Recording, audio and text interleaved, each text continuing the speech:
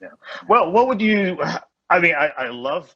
I've seen a few already comments. They talk about your wheelbarrows, and I love your wheelbarrows. I love Shari's garbage can paintings as well. We don't have those examples, but no, I think No. that's one of the first things I saw on your Instagram feed, or maybe it was on Facebook before, and I was like, oh my God! I think she can make garbage cans look enticing. How cool is that?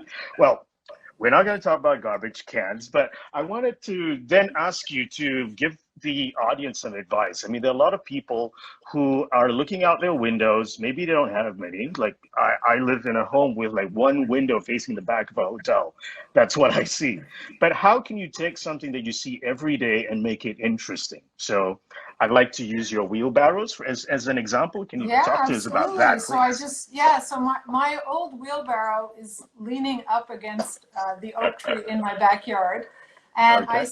I see it all the time. I mean, I see it every day, and I've drawn it. Maybe, I mean, people know. Actually, people say, "How come that wheelbarrow never gets used?" Because it's really just a model. But it really looks beautiful at different times of day and in different seasons. So I Mhm. try to use it as a way to learn. And so even if the view is really boring, and I mean, at least I have a wheelbarrow in my view, so it's not that boring. But I use it as a way to look at color and look at light and see how things change. One winter, my neighbor's fence fell down, so then I had a different view, which was kind of nice until he fixed it and he put it up again. Um, but I do use it as a way to learn. So I've drawn it at least like 20 or 30 times. That one's in brush pen. That one's a really dark day, and there was just a bit of rain kind of glistening on the wheelbarrow. I've done it in monochrome. I've done it in single paint colors. I've done it in ink.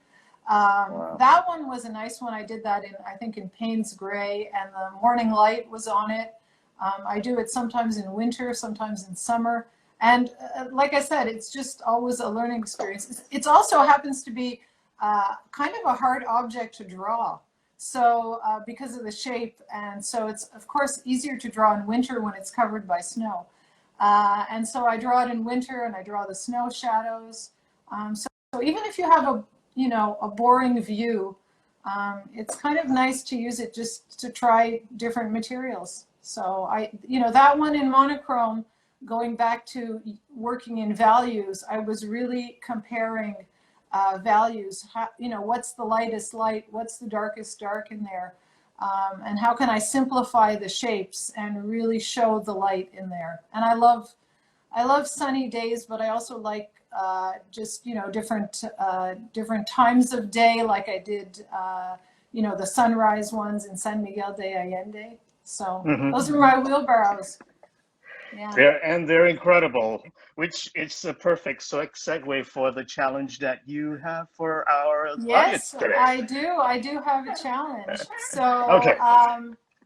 So the challenge is to look out your window or the view that you have, and at different times of day, draw the same view, and draw, differences in color or value, and just see what you can observe by drawing at different times of day. So there's my wheelbarrow with different shadows on it on bright days and on dark days, and I really look forward to what people do with this challenge.